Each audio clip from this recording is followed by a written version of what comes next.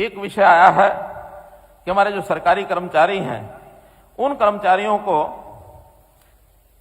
पदोन्नति में आरक्षण, सुप्रीम कोर्ट ने बहुत पहले एक निर्णय किया था और मैंने उसकी घोषणा पहले कर भी दी थी कि सुप्रीम कोर्ट के निर्णय के अनुसार हम भी अपने प्रदेश में आरक्षण में पदोन्नति देंगे। लेकिन कुछ बातें उन्होंने अधूरी छोड़ी थी और उसके बाद हाईकोर्ट में वो केस गया है। अब हाईकोर्ट ने भी निर्णय कर दिया है और हमने अपने एजी साहब से पूछ लिया है कि हम अनुसूचित जाति के लिए एक कोटा अपना तय कर सकते हैं कि इस कोटे के हिसाब से हम पदोन्नति आरक्षण में भी देंगे, तो ये अगले 3 महीने में इसको हम पूरा कर देंगे, ये आपको मैं विश्वास दिला रहा हूं। गुरु रविदास जी के नाम से एक घोषणा पिपली के पास कहीं एक विशाल स्मारक बनाया जाए, वो घोषणा लागू करने के लिए हमने जमीन वहां से लेने की कोशिश की थी।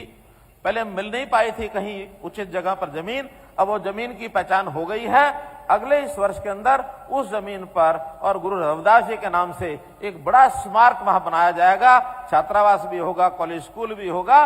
तो उस नाते से गुरु रविदास जी के नाम पर पिपली के पास जो स्थान हमने तय किया है उस पर अगले वर्ष में यह स्मारक बनाया जाएगा।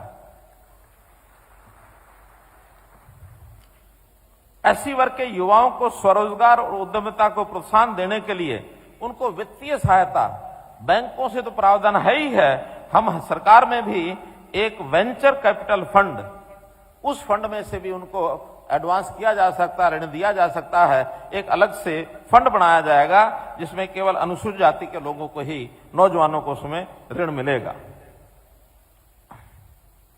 मित्रों, भाइयों बहनों, कौशल रोजगार निगम, इसमें भी विषय आता कि इसमें 20% का आरक्षण किया जाए।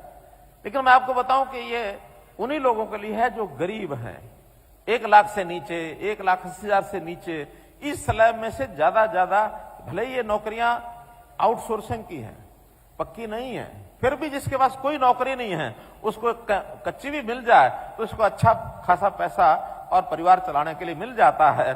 अभी तक जो भर्तियां हुई हैं इसका हमने हिसाब लगाया है, न केवल 20% बल्कि अनुसूचित जाति को जो मिल रही हैं उसमें 41% नौकरियां और एचकेआर में अनुसूचित जाति को मिल रही हैं, 20 की बजाय 41 मिल रही हैं।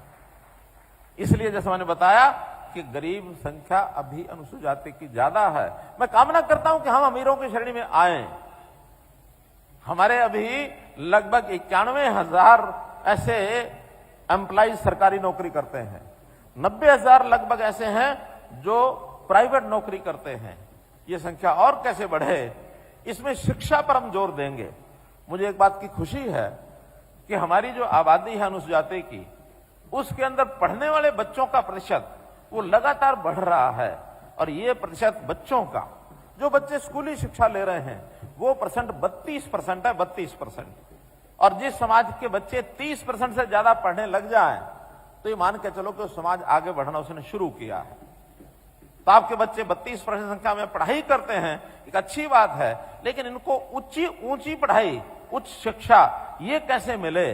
और इसमें भी जो प्रतियोगी परीक्षाएं हैं, स्टेट की हैं, सेंटर की हैं, इसकी कोचिंग अनुसूचित जाति के लिए ये कोचिंग मुफ्त कराई जाएगी, कोई पैसा इससे नहीं लिया जाएगा, ताकि आपके बच्चे नौकरियों में कैसे आगे बढ़ सके।